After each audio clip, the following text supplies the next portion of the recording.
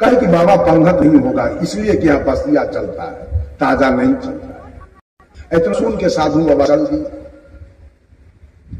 गांव के औरत सभी दोनों के बात को सुन रही थी।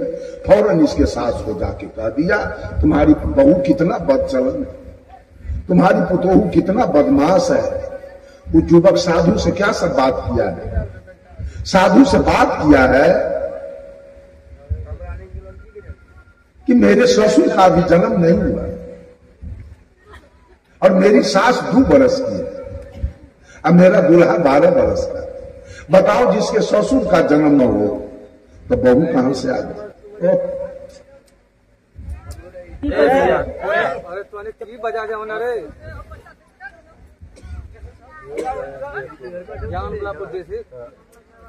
बंधु इसके सास को आग लगी बात सुनकर। वो तो 2-4 गो नौजवान को कहा कि बाबाजी कहां गया, उसको लाओ तो पकड़ के। बाबाजी तक गांव में चले आए थे, उसको पकड़ लिया, हाथ भी चला दिया, पकड़ के ले गया। गांव के बूढ़े बुजुर्ग लोगों को बुलाया गया, मुखिया सरपंच को बुलाया गया, उस दुल्हन को घर से निकाला गया और पंचायती शुरू हो गई। मुखिया ने पूछा साधु से, बाबा आपको क्या जरूरी था नई नवेली युवती दुल्हन से बात करने का। साधु जी ने कहा, मुखिया मुझे कोई जरूरी नहीं था मुखिया जी, मैं तो सत्संग में जा रहा था, यही हमको बुलाई है तो मैं आया। कहा तो आए तो क्या सब हुआ। आए तो ये आके बंदगी किया और कहती है बाबा इतना सवेरे। तो मुखिया जी ने पूछा इसका अर्थ बताइए। साधु ने कहा ये बात दुल्हन बोली है, उससे पूछा जाए इसका अर्थ। तो मुखिया जी उससे पूछा, हे दुल्हन तुम जो बाबा को की इतना सवेरे, इसका क्या मतलब। तो दुल्हन कहती है, मुखिया जी मेरे कहने का भाव था कि बाबा इतना कच्चा उम्र में साधु हो गया, इसलिए मैंने कह दिया इतना सवेरे। तो साधु जी ने जवाब दिया कहीं सवेर में अबेर हो जाए, इसका क्या मतलब। दुल्हन का ये बात साधु बाबा बोले, उनसे पूछ लीजिए। साधु से पूछे मुखिया जी आप जो कहे सवेर में अबेर, इसका क्या मतलब। साधु ने कहा, मुखिया जी शरीर की भी गारंटी नहीं, कब है और कब छूट जाएगा। तो हम चौथा पन में, तीसरा पन में भजन भक्ति करते, कहीं दूसरे पन में हमारा शरीर छूट गया तो हमारा भजन भक्ति कब होता। उस डर से, मृत्यु के भय से, अबेर के भय से सवेरे बचपन में ही अपना काम शुरू कर। कहा इस बात क्या हुआ।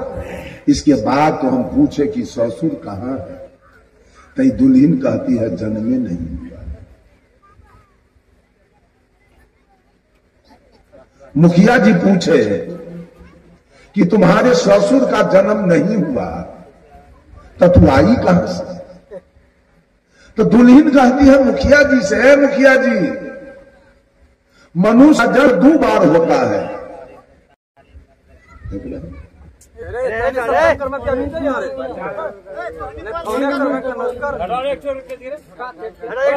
एक आदमी को रखिए, एक आदमी से हटा दीजिए।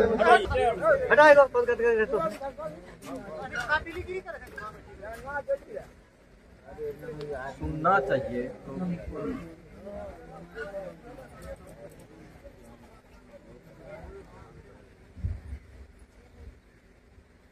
दुल्हन कहती है मुखिया जी से, मुखिया जी मनुष्य का जन्म 2 बार होता है, एक बार मां के गर्भ से और दूसरे बार गुरु के गर्भ से। मां के गर्भ से आने वाले चोर, चोट्टा, बेईमान, दलाल, घूसखोर, हत्यारा, बलात्कारी, मस, मछली, तारी, दारू, गांजा, भांग, बीड़ी, सिगरेट, पान, सुपारी, शिखर पराग, सब कुछ करने वाले होते हैं जो मां के गर्भ से आते हैं।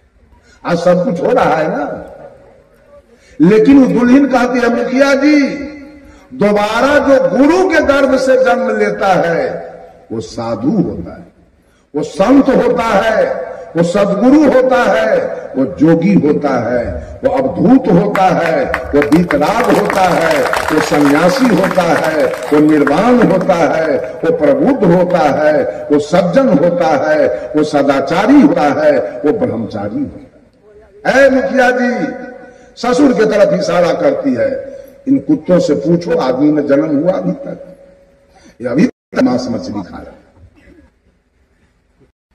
आप लोग बोलिए जो मांस मछली खाता है वो मानव है कि दानव? जो दूसरे का खून पिए, दूसरा का मांस खाए और हड्डी चावे, वो मानव है कि दानव? कहा पूछो इससे, आदमी में जन्म हुआ अभी तक? सारे पंच पन्नू बंद कर दिए, कोई कुछ नहीं बोला। कहा पूछो इसको, आदमी में जन्म हुआ? इसका आदमी वाला भोजन है? सारे पंच का मुंह बंद हो गया। कहा सास के बारे में कही हो दूबर? जी हमारी सास भी वही सब खा रही थी। 2 बरस पहले कोई संत महात्मा मिल गया हमारे सास को, कंठी माला दे दिया। अब हमारी सास भात रोटी साग सब्जी दूध दही घृत मक्खन मलाई खा रही है। हमारे सास का जन्म आदमी में 2 बरस पहले हो गया। हमारी सास 2 बरस की है और ससुर का जन्म नहीं। कहा दूल्हा के बारे में कहियो 12 बरस की। जी हमारा दूल्हा भी अभागा वही सब खा रहा है। लेकिन 12 बरस पहले कोई महात्मा मिला, हमारे दूल्हा को कंठी माला दिया। अब मेरा दूल्हा काजू किशमिश बादाम मुनक्का छुआरा सेव संतरा अनारस बेदाना आम लीची कटा केला आलू गोभी टमाटर बैगन सीम परवल खा रहा। 12 बरस पहले हमारे दूल्हा को आदमी में जन्म हुआ। तो मुखिया जी पूछे कि बाबा तुमसे भोजन मांगे तो तू कहीं बसिया होगा ताजा? जी हमारा विश्वासी है पापी। इसके पिताजी और दादाजी सब संत महात्मा थे, सब साधु थे, सब भजन भक्ति करते थे, भंडारा करते थे। वही लोग जो धर्म कर्म कर चला गया, उसी बसिया बड़ा चला। ताजा नहीं, पापी सब कुछ कर नहीं रहा, तो बाबा को ताजा हम क्या खिला? यहां तो बसिया पर चलने वाला। पूरे गांव के लोग सुधर गया उस दुल्हन के विचार से, उस औरत के विचार से। अरे रमानंदी कबीरपंथी या संत मत बनिए, बाद है, पहले आदमी तो बनिए। अगर आप मांस मछली खाते हैं तो आदमी है, मनुष्य है।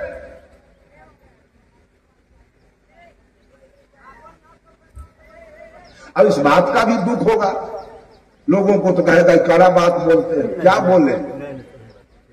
बोले कि वो ब्रह्म बाबा रहती है, वो काली माई। अब खुश रहिएगा।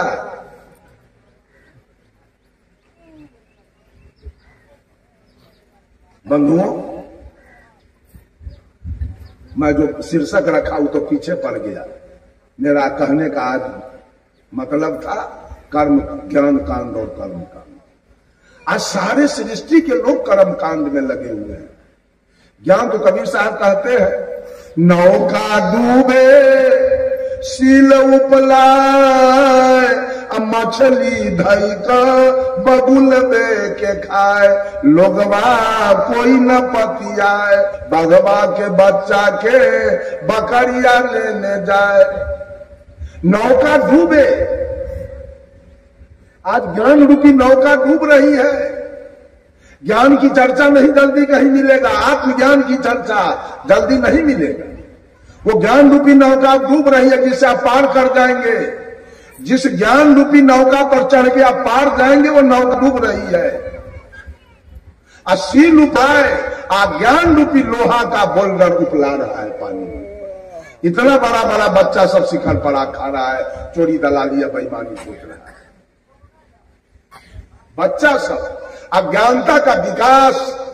कबीर साहब कहते हैं, बैल बियाए गाय भय बांधा, अब बछरू दुहिए 3-3 साल। ज्ञान रूपी गाय बांझ पड़ रही है और बैल बच्चा दे रहा है। जो बैल पुलिंग है वो बच्चा दे रहा है। अज्ञानता का विकास हो रहा है। नौका डूबे सिल उपलाए, अब मछली धाई का बबुलबे के खाए। मछली खाएगी बबुला के कि बबुला खाएगा मछली के? कबीर की उलटबासी है। कबीर दुनिया को चाल देखकर व्यंग में बोलते हैं, मछली धई का बबुलबे के खाए।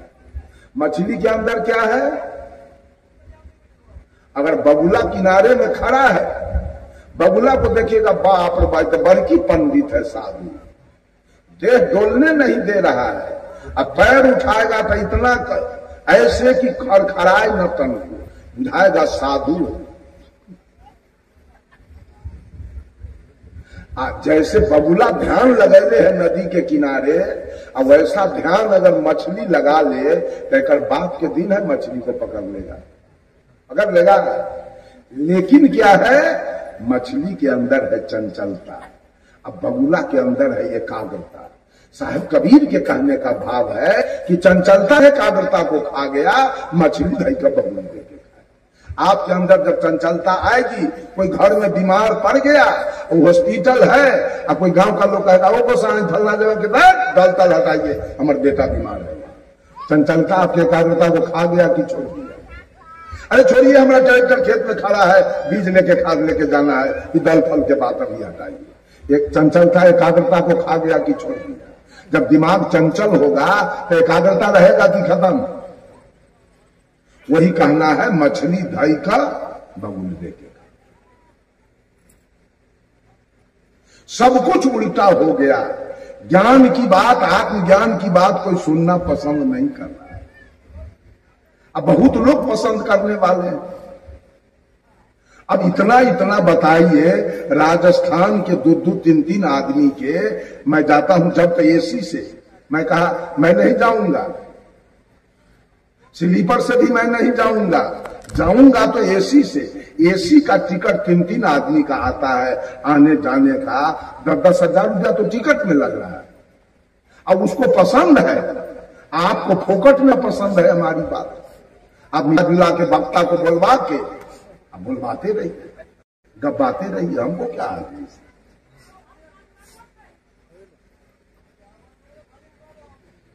बंधुओं, महिला भी कर्म कांड में और पुरुष भी कर्म कांड में।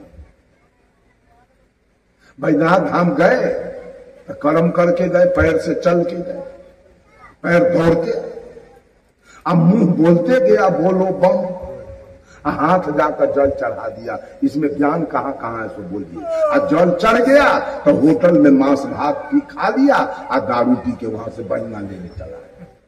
एगो बांस के फट्टा, 2 चुकरी, वो कहेगा बोलो बम, डाक बम, पैदल बम, और बस बम, ट्रक बम, रेल बम, भैया बम, बहिना बम, आज सबसे ढाले पेटकुनिया बम, ढालेल पकड़िए। एक आदमी से हम पूछे, बड़ा बम बम हल्ला करते हो, बोलो बम, बोलो बम। तो एक बम तो डकैत रखता है, बदमाश। अब तोहरी कौन बम है, बम से हमको भय लगता है, जरा बम के बारे में बताओ हमको। कहा हम तो नहीं जानते, कि हम तो जानते, हमसे पूछो। कहा बोलिए, कि बम शब्द तुम्हारा अशुभ है। आखिर दुनिया में जितने भी शब्द हैं उसका अर्थ होता है, कि बम शब्द का क्या अर्थ है? बम शब्द नहीं है, बम शब्द है शुद्ध। शुद्ध कहना चाहिए बोलो बम, तो अशुद्ध में लोग कहते हैं बोलो बम।